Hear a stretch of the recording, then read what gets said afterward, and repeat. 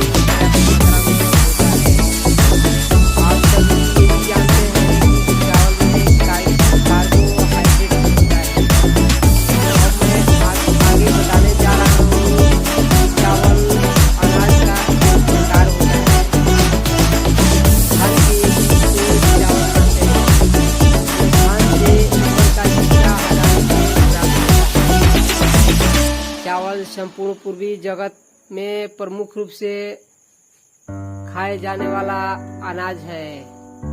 भारत में भात, खिचड़ी सहित काफी सारे पकवान बनते हैं। चावल का चलन दक्षिण भारत और पूर्वी दक्षिणी भारत में उत्तर भारत से अधिक है। इसे संस्कृत में टंडुल कहा जाता है और तमिल भाषा में अरसी भी कहा जाता है। इसे कभी कभार सड्रस भी कहा जाता है, क्योंकि चावल में 6 प्रमुख रस मौजूद है।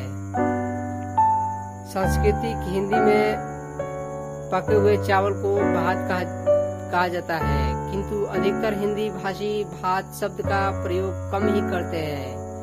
चावल की फसल को धान कहते हैं। बासमती चावल भारत का प्रसिद्ध चावल है जो विदेशों में निर्यात भी किया जाता है। चावल घास की प्रजाति ओरिजा सैटिवा एशियाई चावल या कम सामान्यतः ओरिजा ग्लोबेरिमा अफ्रीकी चावल का बीज है। जंगली चावल का नाम आमतौर पर जिजानिया और पोटेरेशिया की प्रजातियों के लिए उपयोग किया जाता है। दोनों जंगली और घरेलू है। हालांकि इस शब्द का उपयोग ओरिजा की आदिम या अक्लिष्ट किस्मों के लिए भी किया जाता है। चावल की खेती का प्रारंभिक तरीका तरुण अंकुर के रोपण के समय या बाद में खेतों में पानी भर के किया जाता है। इस सरल विधि के लिए अच्छी सिंचाई योजना की आवश्यकता होती है, लेकिन कम मजबूत जंगली घास और कीट पौधों की वृद्धि को कम करता है, जिनकी कोई जलमग्न वृद्धि नहीं होती। साथियों, सरल भाषा में मैं आप लोगों को बता दूं कि धान की खेती के लिए सबसे पहले नर्सरी की जरूरत होती है। इससे पहले जो है खेत तैयार करके जो है पूरी तरह से उसे तैयार कर लिया जाता है, और इससे पूर्व जो है धान की अच्छी से अच्छी किस्म की जो बीज होता है उस बीज को जो है हम पानी में भिगो देते हैं, और पानी में भिगोने से पहले जो है उसे अलग अलग तरह के अच्छे से तरह के दबाव में उसे भिगोते हैं, और भिगोने के उपरांत जो है लगभग 2 से अधिक घंटों तक उसे भिगोकर निकाल देते हैं। और निकालने के बाद जो है उसे जिस नर्सरी के लिए खेत तैयार किया गया है उसमें छिड़क देते हैं, और छिड़कने के बाद जो है उसमें जब पौधा जो कुछ बड़ा होता है उसमें जो है पानी का और खाद का प्रयोग करते हैं। और जब पौधा जब लगभग 2.5 से 3 इंच का होता है तो उसे तैयार होने में लगभग 1 माह या उससे ऊपर का समय लग सकता है। उस समय जो है रोपनी के लिए जब पौधा तैयार होता है तो उसे उखाड़कर जो है रोपनी करवाते हैं, और रोपनी के कुछ समय बाद यानी लगभग जब पौधा पूरी तरह से परिपक्व होता है तो उसे निराई करते हैं या सोहनी भी करवाते हैं। और सोहनी के उपरांत जो है उसके बाद जो है हर तरह के किसान जो है अपने फसल को बढ़ाने के लिए रासायनिक खाद का भी प्रयोग करते हैं। रासायनिक खाद से अभी तक जो है जो भी हमारे चावल मिल रहे हैं खास तौर पर रासायनिक खाद से ही उगाया जा रहा है, क्योंकि रासायनिक खाद से फसल जो है अच्छा होता है और ज़्यादा मात्रा में भरपूर मात्रा में उसका अनाज जो है मिलता है, जिससे किसानों को ज़्यादा से ज़्यादा फायदा मिलता है। लेकिन इसके कई सारे नुकसान भी हैं। हमारे जीवन में बहुत सारे नुकसान हैं। जो जिस चावल को हम खाते हैं उससे जो है बहुत सारे रोगों का घर बना लेते हैं। और मैं बता दूं कि रासायनिक खाद प्रयोग करने से जो है मिट्टी की उर्वरा शक्ति घट जाती है और मिट्टी जो है बंजर हो जाती है। लेकिन इस पर जो है किसान अभी तक पूरी तरह से ध्यान नहीं दे रहे हैं। लेकिन जो किसान जो है जागरूक किसान है वो जो है जागरूक हो चुके हैं और जो है अपनी मिट्टी की उर्वरा शक्ति को बढ़ाने के लिए जैविक खेती कर रहे हैं। अभी जो है बिहार में अभी जो है प्राप्त सूचना के अनुसार जो है 21,000 एकड़ में अभी खेती हो रही है। जो है जैविक खेती पर जो है सरकार भी अभी जो है अनुदान की भी व्यवस्था की है। लेकिन जो है अभी तक किसान जो है पूरी तरह से जागरूक नहीं हो पा रहे हैं। इसके लिए जो है मैं अगले एपिसोड में आप सभी से पुनः मैं बताऊंगा कि जैविक खेती किस प्रकार से किया जाता है और इसके लिए आपको क्या क्या जरूरत पड़ती है। साथियों, मैं बता दूं कि जो है कंपोस्ट खाद जो है इस मिट्टी के लिए कितना उपयोगी है, लेकिन जो है हम कंपोस्ट खाद को उपयोग नहीं कर पा रहे हैं। रासायनिक खाद एवं दवाओं पर ज़्यादातर विश्वास करके उसे ज़्यादा से ज़्यादा फसल उगाने में लगे हुए हैं। भेड़ों की तरह एक दूसरे को देखते हुए ज़्यादा से ज़्यादा मात्रा में रासायनिक खाद का प्रयोग कर रहे हैं, लेकिन हम अपने जीवन के लिए और दूसरे के जीवन के लिए थोड़ा भी ध्यान नहीं दे रहे हैं कि इससे जो है हमारी कितनी हानि हो रही है, जितना सारे बीमारी हो रही है, ये सब रासायनिक खाद और रासायनिक दवाओं के ज़्यादातर प्रयोग करने से हो रही है। परंतु जो है मैं अभी इसके बारे में जानकारी देने जा रहा हूँ, उसके लिए जो है आप हो जाए। और इसके लिए जो है मैं बता दूँ कि चावल जो है धान का अनाज जो है इस प्रकार से प्रयोग में आता है।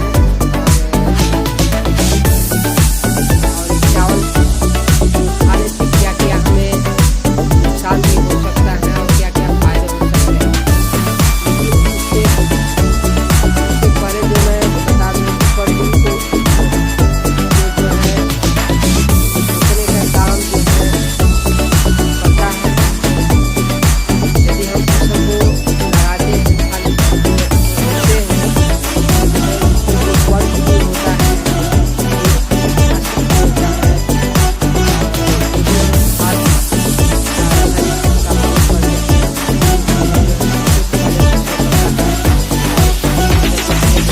तो उसके लिए जो है हम निराई का प्रयोग करते हैं और उसे निकाल देते हैं। चावल की खेती के लिए प्रचुर मात्रा में पानी अनिवार्य है। सिंचाई के अन्य सभी तरीकों में वृद्धि की अवधि के दौरान जंगली घास और कीट नियंत्रण के उच्च प्रयास और मिट्टी को उर्वरित करने की अलग अलग पहुंच की आवश्यकता होती है।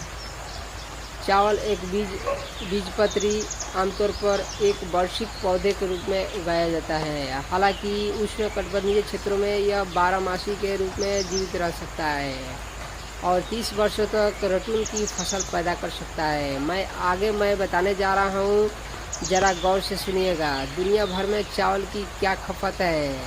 2013 तक चावल की विश्व खाद्य खपत 565.6 मिलियन मीट्रिक टन यानी 623.5 मिलियन शॉर्ट टन।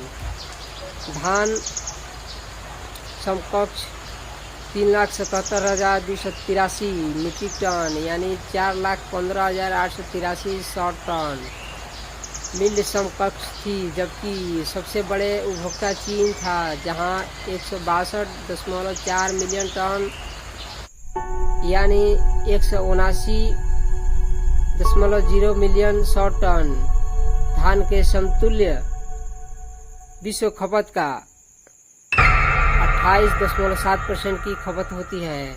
और भारत में 130.4 मिलियन मीट्रिक टन यानी 143.7 मिलियन शॉर्ट टन धान के समतुल्य विश्व खपत का 23.1% की खपत होती है।